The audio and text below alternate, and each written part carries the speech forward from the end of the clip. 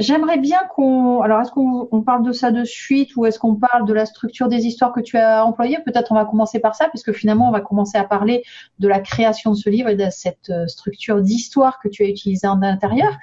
Tu peux nous raconter comment c'est arrivé, comment tu as conçu ton livre et pourquoi justement tu as fait ce choix d'utiliser des histoires? En fait, quand j'ai commencé à écrire mon livre, je me suis rendu compte que je voulais transmettre un message. Le message est super simple, il tient en une phrase: devenir votre propre patron est la seule façon d'accéder à la liberté dont vous rêvez. Et je me suis rendu compte que pour donner ce message et créer la transformation chez les lecteurs, il fallait d'un côté que je transmette beaucoup d'informations, c'est de la non-fiction. Quelqu'un qui veut se lancer, créer son entreprise, il faut lui expliquer comment on choisit son projet, comment on trouve des financements, il faut lui expliquer tout ça. Mais en même temps, je voulais pas écrire un manuel d'entrepreneuriat de plus. Il y en a plein à la Fnac. Si vous voulez créer son entreprise pour les nuls, il y en a plein. Et en fait, je me suis dit, mais en fait, mon lecteur, ma lectrice ne va pas forcément dans le rayon économie de la Fnac. Et cette personne-là, en fait, elle lit des romans, elle lit des livres qui racontent une histoire, aussi des livres de développement personnel, comme il y a beaucoup maintenant aujourd'hui des livres qui sont des fables. Ça transmet un message par une histoire. Mais moi, je voulais pas inventer non plus une fable, je voulais raconter à partir d'histoires réelles. Donc, ce que j'ai fait, c'est que je suis allé parcourir donc j'ai plus de 1000 livres dans mes diverses bibliothèques de non-fiction, rien que de non-fiction, et choisi en fait quels étaient mes livres préférés. Ceux que j'avais lus, j'avais dévoré d'un début à la fin. Et je me suis rendu compte, le livre de Jeff Walker sur le lancement orchestré, j'avais adoré parce que chaque fois qu'il expliquait un concept, il racontait l'histoire de quelqu'un qui avait utilisé cette méthode et qui quelquefois partait de plus bas que moi, le lecteur, et qui a quand même réussi. Donc, je trouvais ça intéressant. Le livre de Michael Gladwell, Tipping Point, était très intéressant parce que c'est un auteur, Malcolm Gladwell, qui pose des questions bizarres et qui aime bien laisser le lecteur accroché au bord de son siège le temps qu'on trouve la réponse. C'est un côté investigation et il y a une question bizarre mais intéressante et on cherche ensemble la réponse avec lui. J'aimais bien ça. Les livres de Charles Duhigg, c'est l'auteur de Le pouvoir des habitudes, et un livre, je ne sais pas s'il est traduit en français, Smarter, Faster, Better, où j'ai trouvé que pour un livre de non-fiction, c'était top. La façon dont on nous immerge dans une histoire, on ne sait même pas encore exactement, contrairement à d'autres comme le livre de Jeff, on nous dit pas aujourd'hui, dans ce chapitre, nous allons parler de telle chose, et voici un exemple. Dans le livre de Charles Duhigg, on nous plonge dans l'exemple et on nous plonge dans un avion qui est en train de plonger vers le sol avec voilà, il y a plus d'essence, les pilotes sont en train de chercher une solution et en fait tu ne peux pas finir le chapitre. Quand tu finis un chapitre, souvent tes yeux vont voir le début du chapitre suivant. Et tu ne peux pas finir, du coup, juste voir le début du chapitre suivant avec le pilote qui cherche à sauver son avion et ne pas lire le chapitre. Donc, je cherchais à avoir ça aussi. Ok. Et le dernier, c'était le livre de Steven Pressfield qui a écrit La guerre de l'art. Et il a écrit 2 livres, Turning Pro et Nobody wants to read your shit. Donc en français, personne n'a envie de lire vos conneries. Et c'est un auteur qui écrit sur le sujet d'être un auteur, en plus d'avoir écrit des romans. Et ce que j'adore, c'est que dans son livre, il y a très clairement, même si c'est un livre de non-fiction, un ennemi qu'il appelle la résistance, et qui nous apprend comment vaincre cet ennemi. C'est-à-dire que même dans un livre de non-fiction, il y a ce côté enquête, enfin lutte contre cet ennemi. Et je me suis dit, ok, comment est-ce que je peux arriver à combiner ce que j'aime bien dans tous ces livres de non-fiction pour que mes lecteurs arrivent jusqu'au bout et ne pas tomber dans les pièges typiques du livre de non-fiction. Piège typique, piège numéro 1, c'est zéro histoire, que des faits et des chiffres et des graphiques. Pour moi, c'est genre la création d'entreprise pour les nuls, ce genre de livre. Énormément d'infos utiles, mais c'est plat sur un plan émotionnel.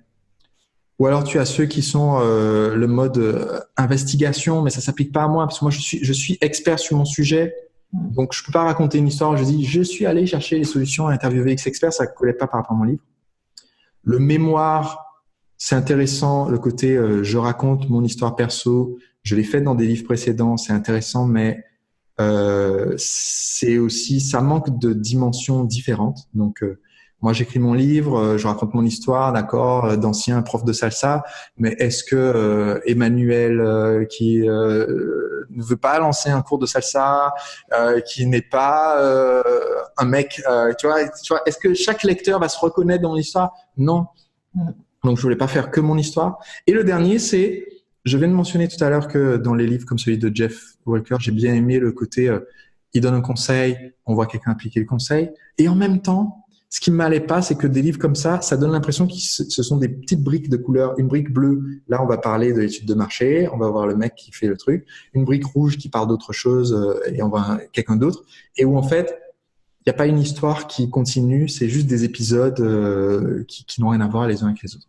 Donc, j'ai fait une quête. J'ai suivi pas mal de formations, j'ai lu pas mal de livres sur comment on écrit un roman, une série télé, un film. Donc, j'ai suivi des masterclass et formations de Neil Gaiman sur le storytelling, de Dan Brown sur l'écriture de thrillers, de Malcolm Gladwell. J'adore, je pourrais écouter ce mec-là parler pendant des jours. James Patterson, les livres sur Save the Cat, j'ai adoré, sur comment on écrit des films. Et donc, j'en ai lu énormément, j'ai ingéré énormément. Et là, je me suis rendu compte, OK, voilà, j'ai eu le déclic. Si je veux atteindre mon objectif, que les gens à la fois aient la transformation, appliquent les conseils et soient pris par l'histoire, il faut pas que je construise mon livre avec les blocs de couleurs comme on fait un livre de non-fiction traditionnellement, le mode Lego, on va dire, mais il faut que je construise mon livre comme une tresse où ça démarre et on a des personnages. Comme dans mes livres préférés de fiction, c'est les livres de Peter Hamilton, c'est de la science-fiction. On démarre avec 8 ou 9 personnages différents, qui sont dans des situations différentes, qui ne se ressemblent pas et qui ne se connaissent pas. Et on les suit au travers de l'histoire et ils rencontrent des situations un peu similaires et ils réagissent complètement différemment. Leurs histoires parfois se touchent jusqu'à aller vers un grand final. Il y a du suspense, tout le monde ne survit pas jusqu'à la fin. Donc je me suis dit, OK, il faut que je raconte des histoires, mais pas que des gens qui ont réussi. Il faut qu'il y en ait un. Donc je raconte la vie de 9 entrepreneurs, plusieurs femmes, une mère célibataire, une femme qui se lance avec l'aide de son mari, un jeune de 16 ans qui veut être coach de vie, un ancien thérapeute de 59 ans qui décide de se lancer sur Internet, un chômeur immigré à qui, quand on lui propose un job de balayeur de rue, sa femme lui dit écoute, c'est peut-être même pas la peine que tu y ailles parce que je pense que t'es pas capable de faire un job de ce niveau. Mais dans le sens, même sa femme ne croit pas en lui pour faire le job de balayeur de rue. Et là, il touche le fond quand on lui dit ça. Il se dit, OK, là, il faut que je prouve ce que je vaux. Et qu'on les suive et qu'il y en ait un. Voilà, il y en a un qui va pas réussir. On sait pas lequel. Il y a du suspense un peu dans cette dimension-là. Et du coup, voilà, j'ai inventé mon genre que j'ai appelé donc l'épopée prescriptive, où le livre est séparé en plusieurs actes. Ce sont des chapitres très courts. J'utilise de la narration. Je place les gens physiquement et émotionnellement dans l'histoire. Donc, c'est pas le mode étude de cas où on dirait Jeanne décide donc de publier son étude de marché. Voilà, mais plutôt de dire voilà, c'est une journée pluvieuse sur Bruxelles. Jeanne est dans son lit et en fait, où je raconte voilà cette journée où elle se rend compte elle peut pas se lever le matin. Elle peut plus faire semblant. Elle en peut plus. Elle a le choix entre se jeter par la fenêtre ou tout plaquer et changer de vie. Et elle choisit de vivre, mais d'arrêter de vivre comme elle a vécu dans le mensonge, en se disant c'est bon, je peux continuer ce job salarié pour payer les études de mon fils. Et elle dit non, il faut que je fasse autre chose. Donc, en racontant des histoires comme ça, ce que je me rends compte, c'est que ça change complètement le vécu du lecteur, sa relation avec le livre, sa relation avec le conseil, parce que maintenant c'est plus ah ouais d'accord, il faut que je fasse mon business plan express, c'est ah ouais ok, je me reconnais dans la vie de Yvan, donc je vais faire comme lui si je veux que ça marche, quoi.